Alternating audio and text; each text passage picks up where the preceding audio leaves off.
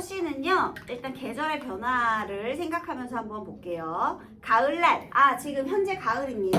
가을 그러면 어떤 상징적인 의미가 항상 있죠? 소멸의 계절이기도 하면서 또 결실의 계절이기도 하죠. 빈손에 받아든 작은 꽃씨 하나. 여러분, 이 꽃씨를 어디에 받았어요? 빈손에, 그러니까 비우고 나서 받은 거예요.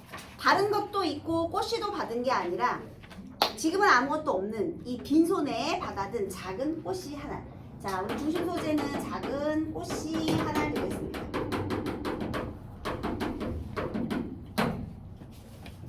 그 숱한 잎이며 꽃이며 찬란한 빛깔이 사라진 다음.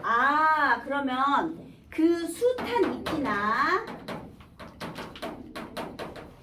또 꽃이나 이것들의 찬란한 빛깔,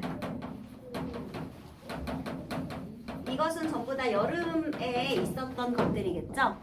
그래서 작은 꽃이 하나가 서로 대비를 이루는 것들입니다. 그죠? 그래서 이파리 또 많고 꽃도 많고 그 다음에 찬란한 빛깔들이 전부 사라진 다음, 자, 그런데 중요한 건 얘네들이 소멸을 해야 돼. 그래서 소멸을 한 다음, 사라진 다음 오직 하나의 작은 꽃씨 속에 모여든 가을. 자, 여기서 여름에서 가을로 갈 때는요, 여름의 것들은 전부 소멸하는 거예요.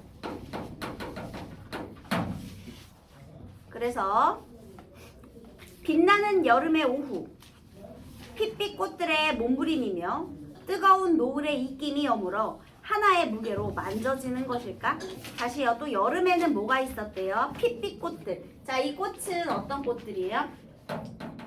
핏빛의 꽃들. 여기서 징그러운 게 아니라요, 이거 일단 시각인데요, 선명하고 생명력이 넘치던 빨간 꽃들이죠. 그 다음에 꽃들의 몸부림이며 그 다음에 뜨거운 노을의 입김이, 뜨거운 노을의 입김. 얘들 어떤 감각이죠? 촉각이에요. 감각적이네요. 그래서 뜨거운 노을의 입김이며 이것들이 다 사라진 다음, 소멸한 다음에 중요한 건 어떻게 됐대? 여물었대. 그치? 그래서 여기에서는 이런 찬란한 빛깔들이 있었는데 얘는 빛나는 빛깔이, 얘네들은 지금 이 작은 꽃이 하나로 어떻게 된 거야? 여물었대. 여물었다. 그 다음에 하나의 무게로 만져지는 것일까? 그래서 하나의 무게로 여물었다. 하나의 무게로 여물게 되었다. 이렇게 되겠네요. 그 다음에 여러분, 여기에서 있잖아요, 여름은 사실 시간이거든요. 여러분, 계절이니까요. 그치? 근데 여름이 빛날 수 있는 존재라고 여기서 형상화한 거네. 여름은 빛나는 존재가 아니야. 그냥 시간이야, 얘들아. 근데 여름이 빛난다라는 표현은요, 어쨌든 추상적인 대상을 구체적으로 구체화한 거예요. 빛날 수 있는 사물처럼. 그리고 또 하나, 노을이 입김을 불었죠. 노을은 입김을 불 수 있는 존재니? 그런데 노을이 입김을 불었다는 것은 어쨌든 추상적인 대상을 구체화한 거죠. 어떤 사물로서.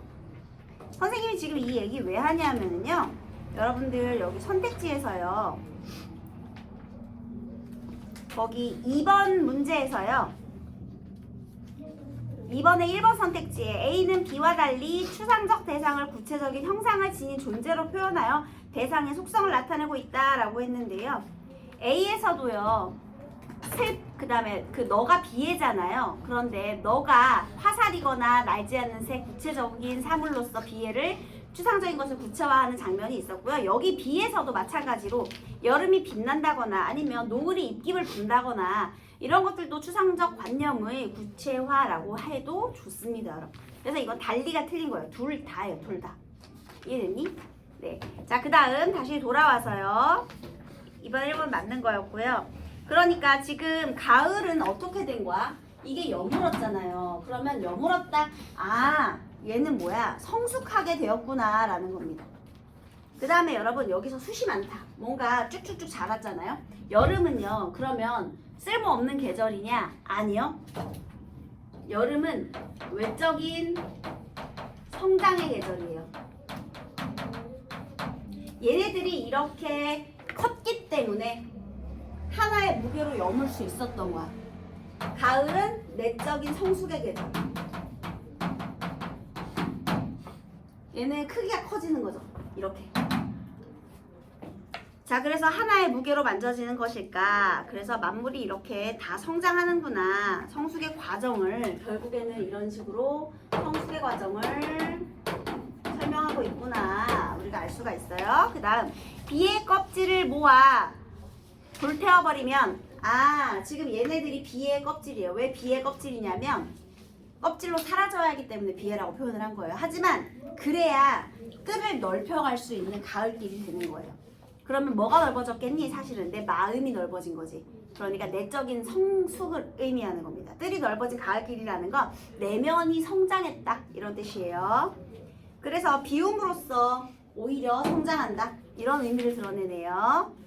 그 다음 내 마음 어느 깊이에서도 고이 여물어가는 빛나는 외로움. 얘들아, 외로움이 여물어가고 있거든요. 빛나는 외로움 일단 무슨 표현법이에요? 그래서 결국에는 이 꽃이 하나로부터요. 내 마음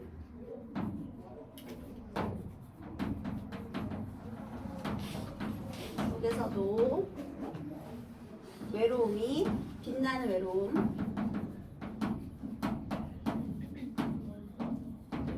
이게 이제 여물어가고 있는 거죠.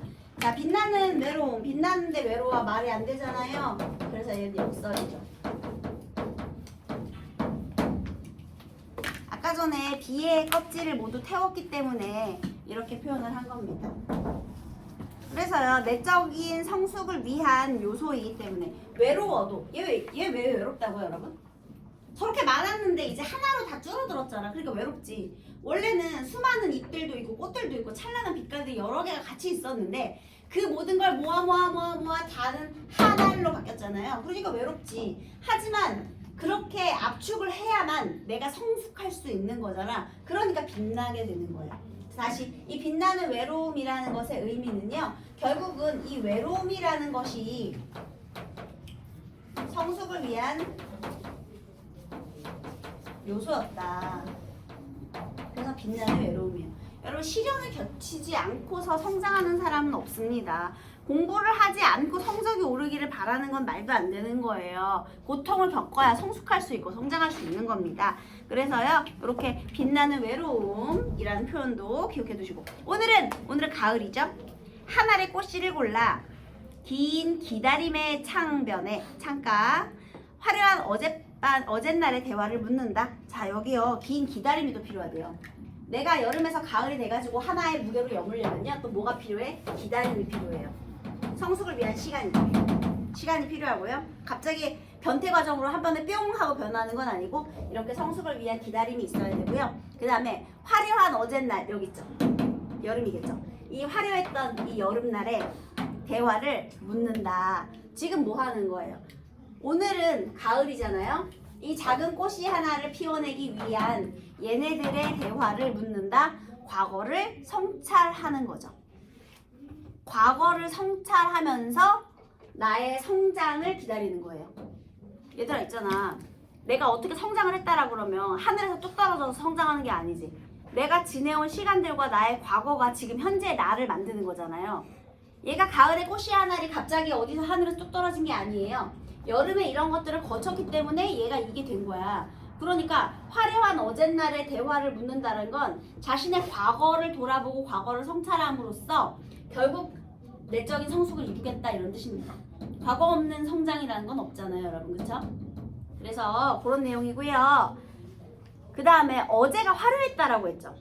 어제라는 것도 사실 시간이거든요. 근데 시간이 뭔가 화려하다 이런 것들도요. 그 아까처럼 추상적인 관념을 좀 이렇게 뭐 화려할 수 있는 어떤 구체적인 것으로 그렇게 표현했다. 이렇게 이해할 수 있겠습니다. 주제는요. 그래서 꽃씨를 통해 깨달은 내적 성숙에 대한 염원 되겠네요. 주제. 꽃씨를 통해 깨달은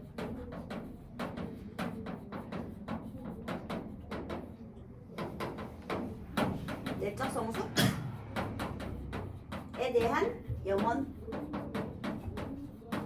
그래서 과거의 대화를 하면서 이제 성숙하게 기다리는 거예요. 자, 그렇다면 가와 나에 대한 설명으로 가장 적절한 걸 찾아볼까요? 1번, 가는 나와 달리 시간을 나타내는 표지를 사용하여 비극적 처지를 부각하고 있다. 일단 나와 달리 했는데요. 나에서도 시간을 나타내는 표지가 있는데 가가 비극적인 처지를 부각했다라고 하면 안 돼요. 비애라고 해서 비극적인 게 아니에요. 이건 뭐야? 비애를 수용하고, 비애는 그냥 인간이라면 누구나 가지고 있는 감정이니까 비극적 처지를 뭐 부각한다. 틀렸습니다. 그 다음, 나는 가와는 달리 의문형 표현을 사용하여 화자의 성찰적 태도를 보여주고 있다라고 했는데요. 가와 달리 했는데 가에도 너의 심장을 차지하였더뇨 뭐 이런 식으로 의문형이 있고요. 그 다음에 나에도 하나의 무게로 던져지는 것일까? 이런 의문형 문장이 있죠. 그 다음에 성찰적인 태도는 가와 달리 틀렸죠. 그래서 안 되고, 그 다음에 3번에서 공간의 이동 가 없어요. 그 다음에 가나 모두 자연물에 인격을 부여하여 했는데요. 우리 나에는 인격을 부여하는 건 없죠. 그죠? 꽃씨를 통해서 내가 깨닫는 거지. 그래서 네. 나는 미안합니다. 나가 아니라 가에 미안해요. 가에 인격을 부여하였다. 이것도. 그래서 특히 인격을 부여해서 화자의 소망을 표출하고 있다. 그래서 특히 가에서 소망 표출하는 장면이 없기 때문에 전혀 맞지 않고. 그 다음에 1번에 5번 가나 모두 영탄법을 사용하여 고조된 감정을 드러낸다. 누가 봐도 그 느낌표들이 눈에 띄기 때문에 영탄적 표현 정확하게 맞아 떨어지는 것이 5번 되겠습니다. 고조된 감정도 맞고요. 그 다음 A와 B에 대한 이해로 가장 적절한 것은 아까 1번 선택지는 설명했고요. 그 다음에 2번 선택지 B는 A와 달리 자연과 인간의 대비를 통해 부정적 처지를 강조하고 있다. B에서 부정적 처지 강조 전혀 틀렸죠. 그 다음에 A는 정적 이미지를 활용하여 대상과 화자와의 관계를 박혀있어서 내 안에 내면에 자리 잡고 있죠. B는 동적 이미지를 활용하여 대상이 생성되는 상황, 맞죠? 꽃이가 만들어지고 있는, 여물고 있는 상황. 여물어 가는 것이기 때문에 동적 이미지가 맞습니다. 그래서 3번이 정답. 그 다음 3번 보기 읽어볼게요. 가와 나는 공통적으로 한 존재의 소멸이 새로운 생성으로 이어지는 모습을 형성하고 있다. 소멸 후의 생성. 비애를 인간적 근원적 감정으로 인식하며 인간은 굴레와 같은 비애를 지니며 살 수밖에 없는 숙명을 지니었다고 밝히고 있다. 또 비애가 소멸과 부활을 거듭하는 영원한 존재임을 깨닫는다. 나의 화자는 잎과 꽃이 사라진 뒤에야 생성되는 꽃씨를 보며 인간이 내적 성숙을 이루는 과정을 깨닫고 있다. 소멸, 비움, 그리고 그리움의 과정을 거쳐야 마침내 내적 성숙을 이룰 수 있다는 점을 구체적 자연 형상을 통해 형성하였다. 여러분 이거 다 맞는데요. 한번 쭉 읽으세요. 5번은요. 나에서 꽃씨를 골라 긴 기다림의 창변에 화려한 어젯밤의 대화를 묻는다는 것은 완전한 내적 성숙이 이루어짐을 나타낸 것이고, 지금 완전히 성숙했어요? 기다리면서 묻는 거잖아. 성숙하기를 기다리는 거지. 그래서 이루어졌다. 틀렸습니다.